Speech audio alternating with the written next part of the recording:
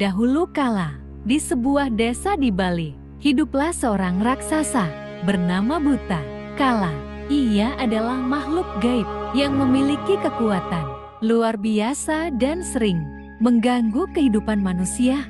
Buta Kala melambangkan sifat jahat seperti keserakahan, amarah, dan ketidakseimbangan dalam diri manusia. Penduduk desa sangat ketakutan karena setiap tahun saat malam menjelang nyepi, Buta Kala berkeliaran dan menebar teror. Ia menakuti anak-anak, merusak sawah, dan menimbulkan kekacauan. Para tetua desa kemudian berembuk mencari cara untuk mengusir raksasa itu.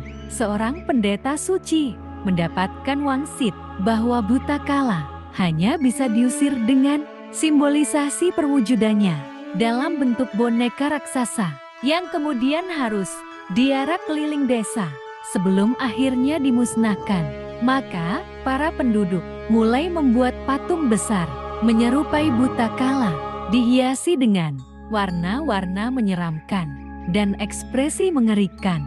Pada malam sebelum nyepi, mereka mengarak patung tersebut mengelilingi desa sambil menabuh gamelan dan membakar dupa untuk mengusir roh jahat. Setelah itu, patung tersebut dibakar sebagai simbol penghancuran kejahatan.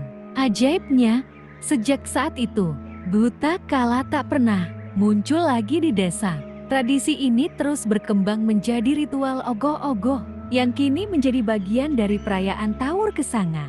Sehari sebelum Hari Raya Nyepi, ogoh-ogoh bukan hanya mewakili Buta Kala, tetapi juga berbagai makhluk jahat dan sifat negatif dalam diri manusia yang harus dibuang agar kehidupan lebih harmonis. Pembuatan ogoh-ogoh memerlukan kreativitas, keterampilan seni, dan gotong royong. Seniman dan pemuda desa menentukan tema ogoh-ogoh yang akan dibuat. Tema bisa berdasarkan mitologi Hindu, makhluk mistis, atau kritik sosial.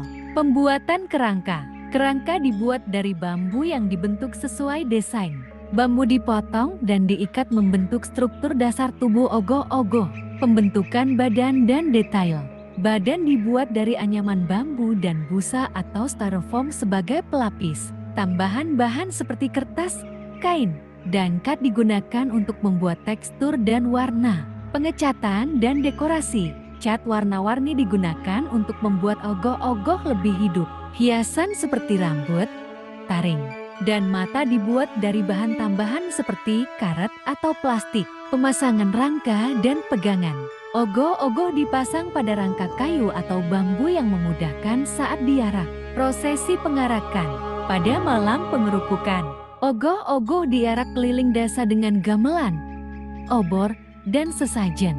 Setelah diarak, ogoh-ogoh dibakar sebagai simbol pemusnahan roh jahat. Setelah diarak keliling desa, ogoh-ogoh dibakar sebagai simbol pembersihan diri dan pengusiran roh jahat. Proses pembakaran ogoh-ogoh juga melambangkan penghancuran kejahatan.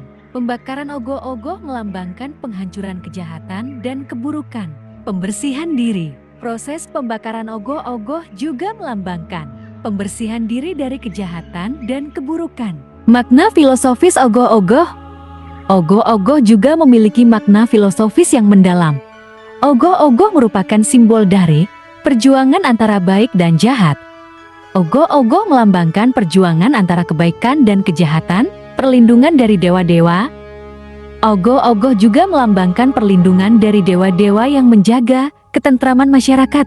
Pembersihan diri. Proses pembuatan dan pengarakan ogoh-ogoh juga melambangkan pembersihan diri dari kejahatan dan keburukan. Ogoh-ogoh merupakan bagian penting dari budaya Bali yang memiliki makna yang mendalam.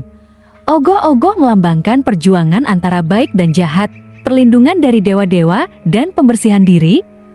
Proses pembuatan dan pengarakan ogoh-ogoh juga memiliki makna filosofis yang mendalam. Tradisi ogoh-ogoh tidak hanya menjadi sarana spiritual, tetapi juga ajang seni dan kreativitas bagi masyarakat Bali. Hal ini menjadikan budaya Bali semakin kaya dan penuh makna.